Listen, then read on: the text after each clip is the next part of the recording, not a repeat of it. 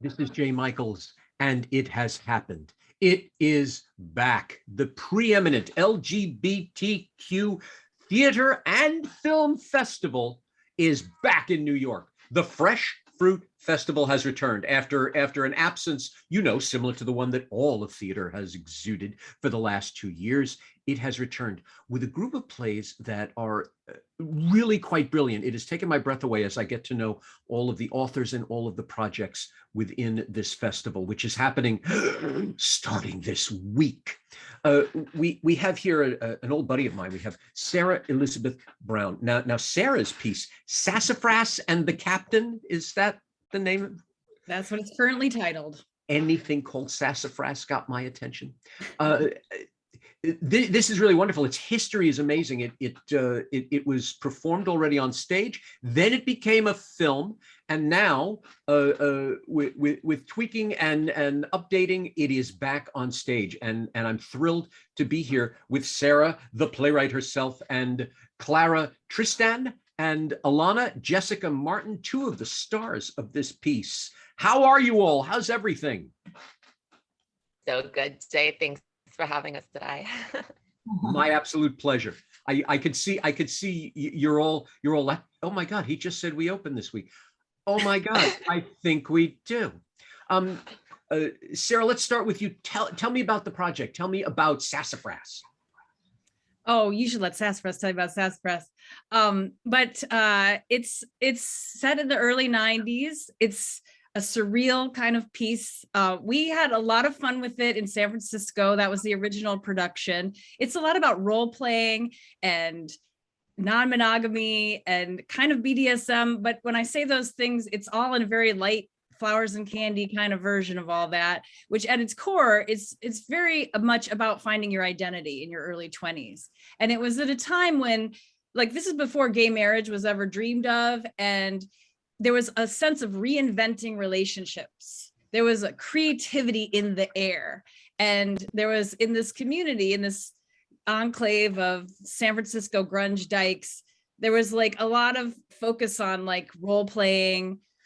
But it's not just like the way you would think of like the plumber coming in and like some sort of like sexy role play. It had to do with like kind of psychologically finding where you were, like as a top or a bottom, but also like as dominant or submissive in your personality, like, and sort of drawing that out and seeing how you're different with different people. And there was kind of a playground for this, because this is back when the parade was like, let's be as outrageous as we possibly can. It wasn't about like, let's knock on the door and try to fit in at all. It was like, let's create a culture that's completely separate from this.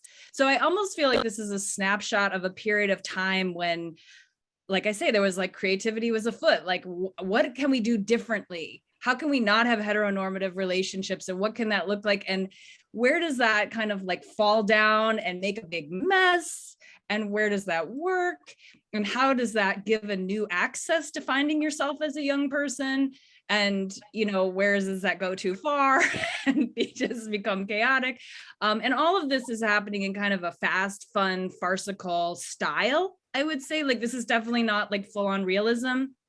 There's that what I just said is kind of like a historical context, or like what we were doing at the time that was real to it, playing with gender, playing with top and bottom, playing with princess, captain, daddy, little boy, rebellious teenager, like finding these characters within us, almost like some kind of, I don't know, family therapy gone awry, but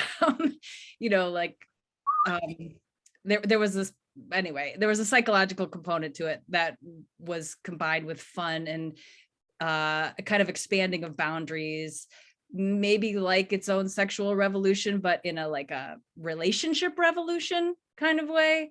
And then I would say that doesn't quite exist that way anymore, at least not that I know of. We had a lot of fun in, my early 20s. This came directly out of that experience. I thought, wow, this is kind of like theatrical what we're doing. It would make kind of a fun play. And I had a degree in playwriting, and that was my thing. So I created this. It was first done at Theater Rhinoceros in San Francisco, the oldest running gay and lesbian theater in the country. and that was in 96. And then we went to Santa Fe. I moved to Santa Fe, and it was done by the Santa Fe Playhouse, which was a much more like traditional community theater, but they still really liked it. Because I think even though it has this kind of far out topic for some people, you know, I mean, it's definitely not just like gay 101. This is like subculture type of stuff. But at the same time, it has a universality and a playfulness and a funness that played with like a very conservative, straight, you know, older audience. So we got great reviews both times, great audiences. And the one who played Mistress Chelsea in the Santa Fe production decided to make a film. So Sasha Rice, she helped co-write the script into a screenplay.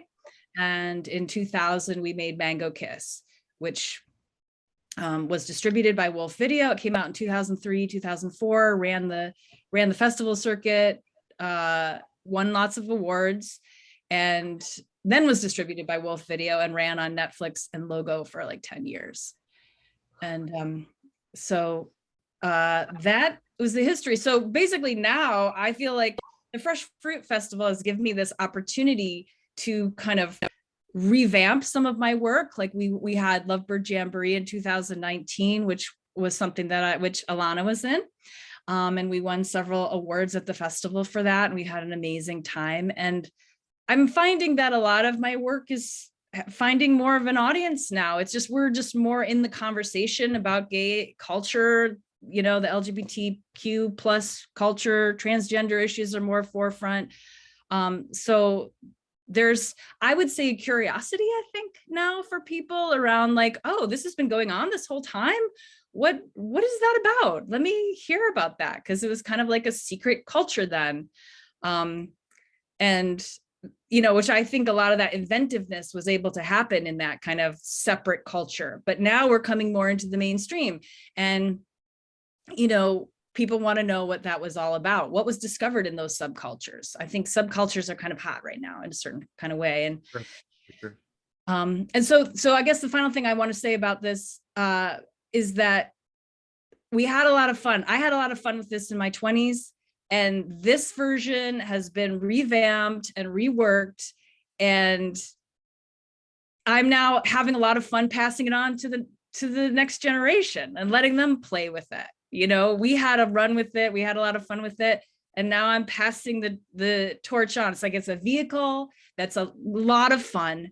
And now passing it to these fine folks.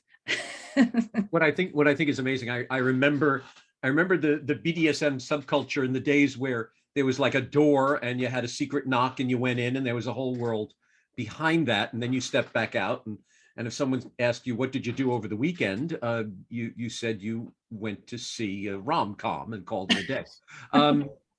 But today, yes, you're right. The culture itself, it's part of psychology. It's part of understanding. It's in every TV show. Oh my God, it's now grown, which I think is amazing. And the fact that we now have this play that explored it then and now is maturing, if you will, into this new culture, I think is really amazing. It's educational aside from being entertainment. And speaking of this production, we have two of your stars with us. Clara, from what I understand, you played the title character. You're Sassafras. Tell us about your journey in this show. My journey with this play has been so pleasant and exciting, and of course, you know, we actually were up for the Fruit Festival a couple of years ago when COVID, and then, you know, there was I consider this, of course, a new opportunity that the world has given us to be here, because I think that we were chosen to be part of the Fruit Festival from scratch both times, before and now, from what Sarah shared with us. So yeah, I did first, it was like a miracle practically. I just did the 24 hours, 24-hour plays, had readings for a lot of pieces, and whoever cast the first time I read this it was like, I don't know, all of the angels in heaven were put their hands onto this, and the cast was perfect. The reading was absolutely exciting, and it was alive, and it was just a reading, and I felt so alive as Sassafras as well. And then Sarah emailed me again to do another reading, and then she emailed me again to do another reading, and then I did a live reading, and then here we are. So my journey has been just every time I get an email from Sarah saying that if I can be part of this project, I've been very happy to do so, because it really was magical the first time I read it. It was not. How about now? How's the magic now? What are we going to see this week? Oh my goodness, now that I can put this on my feet, it's I feel like there's so many roles come to you. I feel like this role came to me because it's who I am. Well, I mean, it's not who I am, but it's not specifically who I am, but it has so many intricacies of who I am that it's nice to be able to go that deep into the work and use all those things that I'm never ever able to explore, express in my life, and just put it on the stage. It's beautiful. It's beautiful. About an aha moment. Now we're talking about as Sarah aptly put, this subculture that you it's over here. Shh, no one knows it's there. And now today it's right out there. We see this play grow from play to film, back on stage. What aha moment did you have? Was there some point during rehearsal you went, oh, now I understand life? Was there that moment for you? That's a very good question. I feel like I had two aha moments. One was, oh wow, 1994 and so much freedom. What happened? Don't get me started. Why did we go back? We should have moved forward. So that was my first aha moment. And then the second aha moment I had, I think, was about how real it is that different parts of a person bring different parts of you. It's so true. It's so true.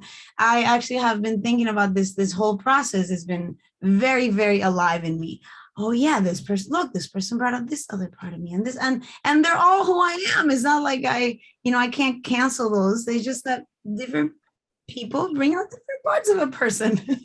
And that's literally a line from the play. But yeah, it's true. So I had those two aha moments. Touched on something very strong. I think if we all realized that we're not one person, we're a group of people living in one body, I think we'd all have a much more peaceful existence. And maybe we wouldn't go to war so much. But let me not get started there. Let me talk to Alana. Alana, I read an article about you that and your answers were wild. I'll just say that in it. Tell me about your character. Who do you play in the show? What's going on with you?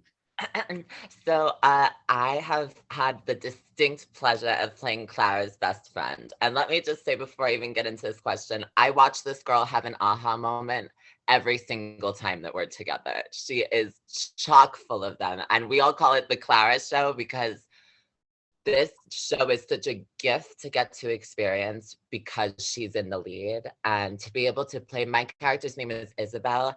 I play Sassafras's best friend. With a little secret up her sleeve, amidst this world of polyamory and kink and all of that, I play like the one monogamous, like straight girl who's maybe also dipping her toes into a little bit of the water. And it's been so much fun to get to explore that because so as a trans woman, I actually got my start on FX's Pose as a dominatrix for the second and third seasons. And that's like kink and stuff is so frequently like what I always say I'm like 80s sex, drugs, and rock and roll is like very what I sell. Thank you. Right. And to be able to explore this like very like kind of moral, very linear kind of girl that Isabel is, and the way that she fits into this kooky community in a way that is so, I think, realistic to how I know like queer relationships. There's always kind of that little straight girl flying around that's like maybe kisses a few people sometimes when she's had one or two.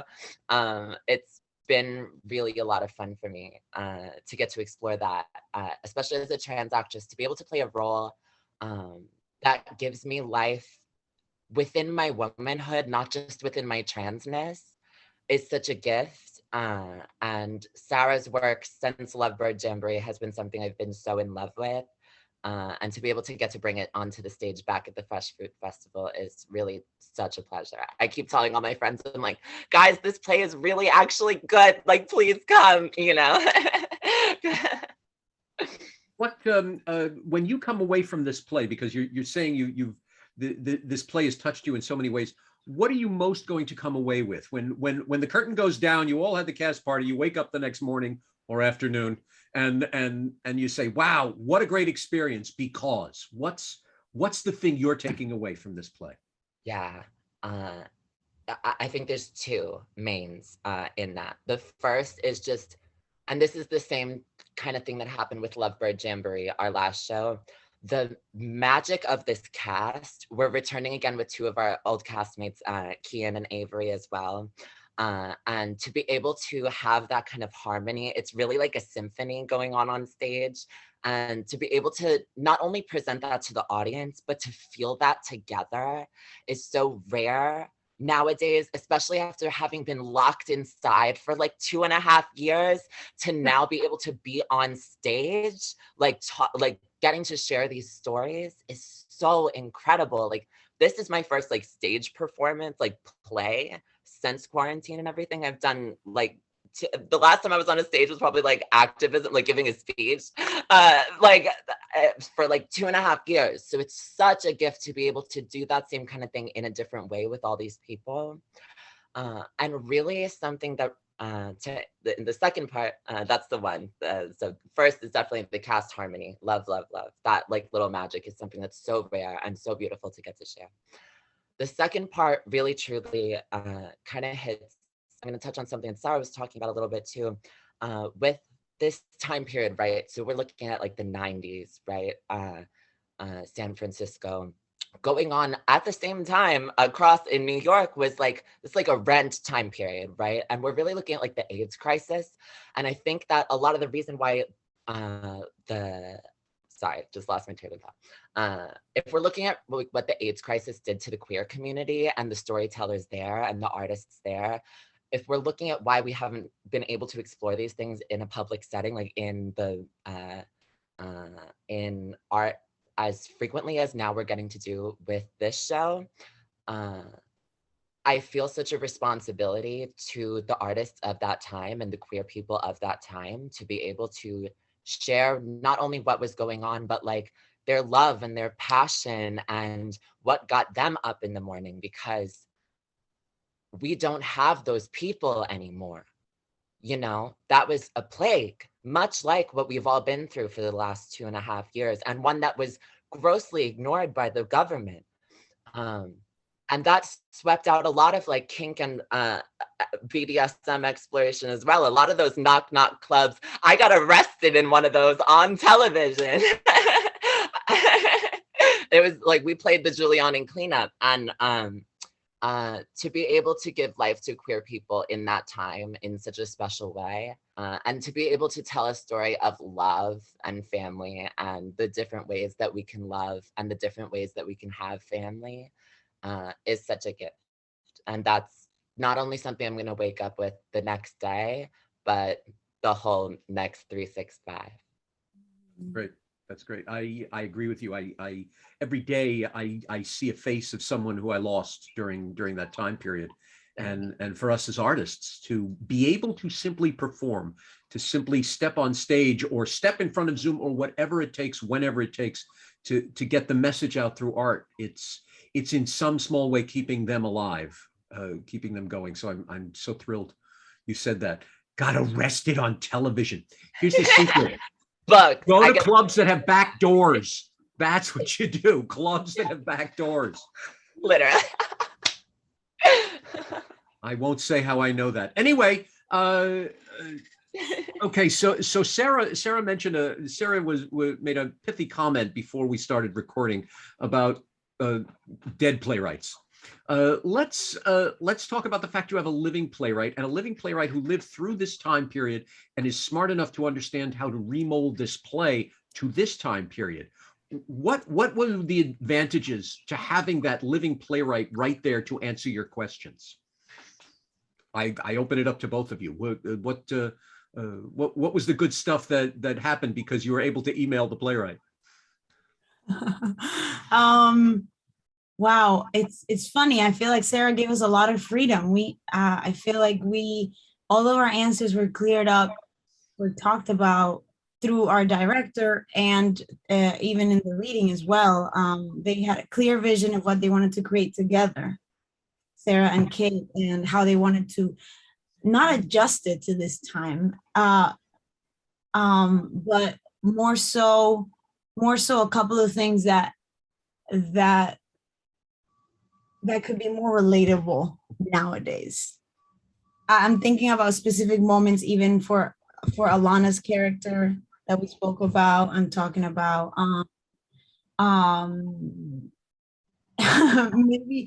maybe I'm also talking about the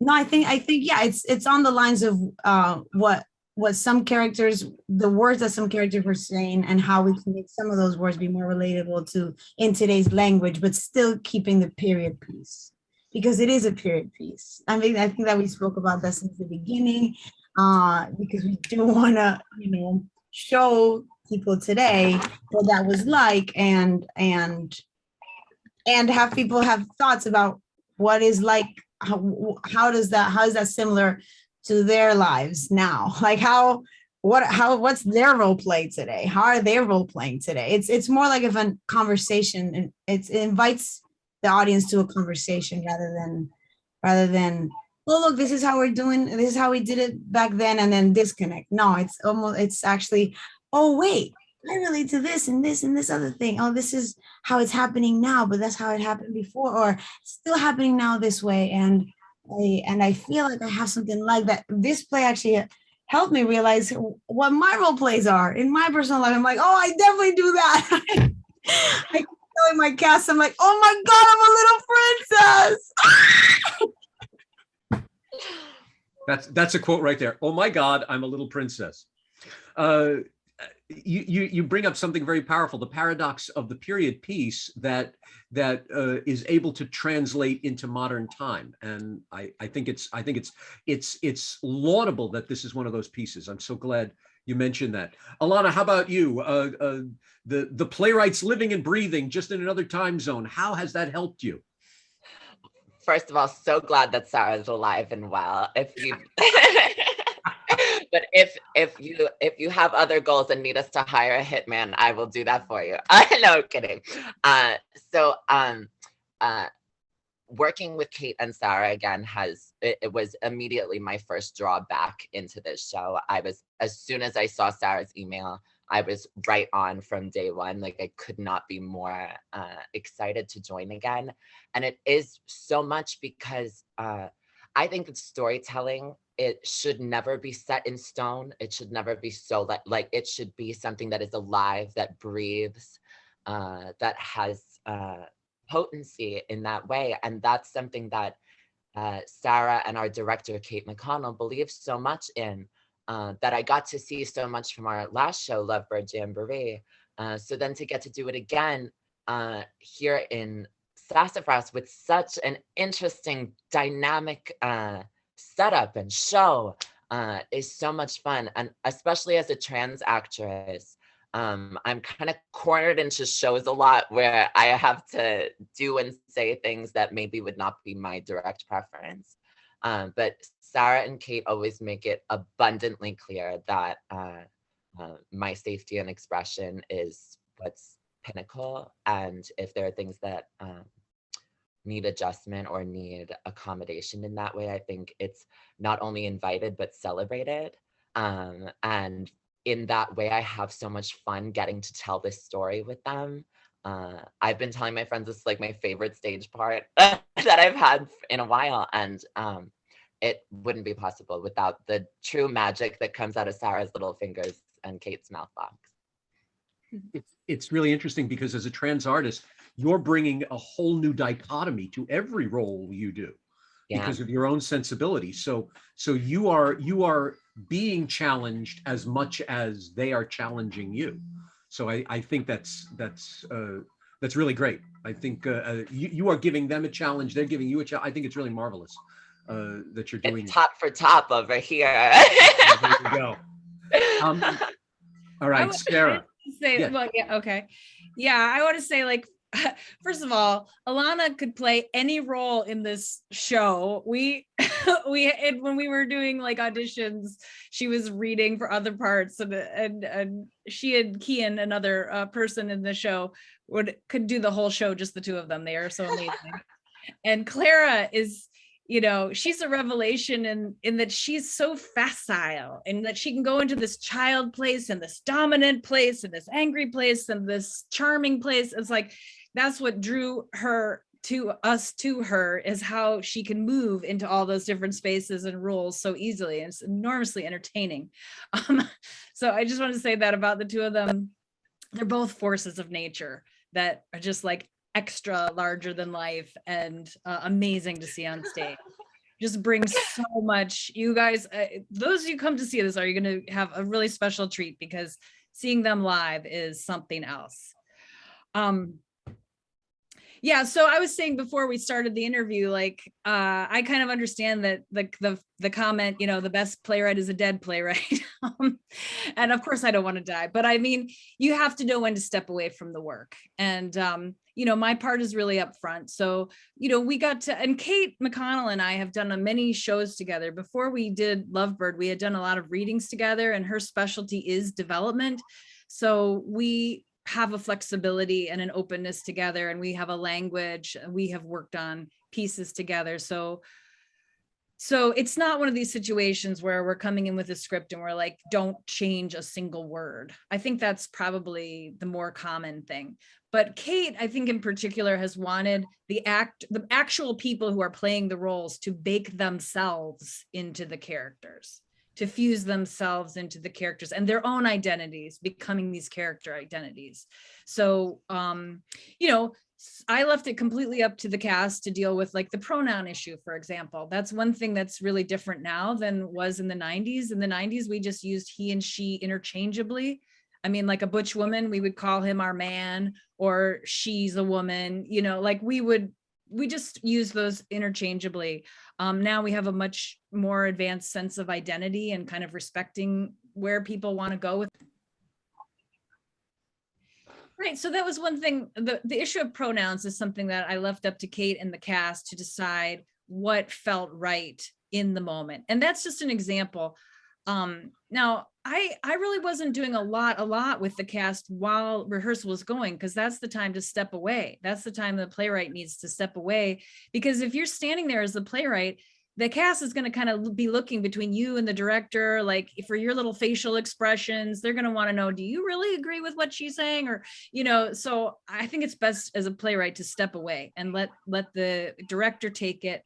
Kate and I have worked together for many years. So I had my say with her. I know the vision. So she has my full trust and permission to make changes with the cast on their own in rehearsal. And we had a reading. Alana came to both of them were at the reading in New York, a month before rehearsals started. And that's really, I did take a lot of feedback. Maybe they didn't say it directly, but they might've said, what is this? Or I could feel them stumble or whatever. And I made most of my rewrites from that reading. And then we had another reading right at the start of rehearsals that made me, and I just realized these things on my own. I don't really need a lot of feedback. I could just hear them. It's like, oh no, we got to change that. We got to change that. Oh no. And it's not the actors, it's the language. And I'm like, because when I hear it out loud, it's different than when it's, just by myself. So I made a lot of changes after that. And we had one revision, and then I have to just let it go and say, that's what it's going to be. And then it's up to them to tinker. That must be so exciting. Well, I'm saying this as a non-playwright. This must be so exciting for you. You're going to step into the theater, and that curtain's going to go up, and that must be amazing for you. It's not like you say, "Oh yeah, they're going to do this. They're going to do. I'm expecting this." It's like you're seeing a brand new play. It's an exercise in letting go of control. I mean, it's an exercise in, well, I mean, that's not, I don't think that I'm like super controlling, but like you can't, it's a group process. There's a collective energy. Nobody controls this thing. And that's what the play's about too, in a way. It's like who's the top, who's the bottom, who's in control, who's not in control. And you find out that nobody's in control, that everybody's vulnerable, that everybody has feelings. And no matter what role you play, there's a synergy going on that's beyond all of us. And that's ultimately, my job is to enjoy and celebrate the uniqueness of what they've created, and not, I mean, I've definitely known playwrights who want to control every little piece of it, but you just can't. That's not what the medium is. You could write a book if you want that, but that's not what a theater is. And, you get this immediate experience where other kinds of writing, you don't get this experience of like this energetic exchange with an audience and with a cast. Just like film, everything becomes something larger. The play will be larger than all of us. It will be something that is created by the synergy of these people coming together. And I think it's going to be really fun. The thing I enjoy so much about live theater, having done both, the thing I enjoy so much about live theater is that you never see the same show twice. You can't. And even if you're the playwright, if you're the actress, if you're the house manager, you're not seeing the same play twice. And the level of energy there, that's a drug I'll stay on for a very long time. Yeah, well, this is a real event. This is an event, like a special occasion, like a marriage, or like, this is like something you go to that happens one time. This is going to happen 3 times. And it's not going to be like, this is not like just a TV show you can turn on anytime and watch the same thing. This is like, we're going to show up. Everyone who's going to show up is going to show up to the party, and we're going to have this experience together. It's going to be a special occasion. That's what I think of, theater. And that's what I'm thinking of this, because this is a festival. We have 3 nights only to have this party and to have this like kind of peak experience together and share this energy. And, so I think that's very special. Of course we love it if somehow somebody picked us up and we had a run that went on longer. That would be super fun. I think this thing is timely, and it could be time for something like that. But we don't have control over that either. That's up to the universe and what have you. But we've got this time. We've got this event. Well, may this be like the good old days of BDSM, where you enter into the room and anything can happen, and it's always an adventure. May this project soar. May this be yet another of its journey, and may it continue and continue, and may your good work prevail with all of these fine artists. Thank you all so much. I'm thrilled to speak to you. I've wanted to learn more about this play, and now I have. Can't wait for it. Can't wait to hear all the good things about it and see it on its journey. Thank you all very much for chatting with me today.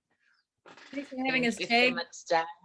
Now, somebody tell us where and when and all of that, the good stuff about the show. Alana, We It's at the open Wild Project. Thursday at 6 o'clock. We open Thursday at 6 o'clock at the Wild Project. Then Friday at 8:45, and then we close Sunday at 1 p.m. Tickets can be found on the freshfruitfestival.com, where you can also find tickets for the rest of the festival. Group rates are available in case you want to see all the shows. There's a whole bunch of really great queer art going on and lots of different really fun stories being told. And anyone that comes is going to have such a grand old time. And there's a really great empanada place around the corner. Oh So God, plan. good. I agree. So ladies and gentlemen, that's freshfruitfestival.com, and you will hear all about Sassafras and the Captain, as well as probably, I think it's a dozen other amazing queer projects that are happening within this tiny time frame. So get there and stay there.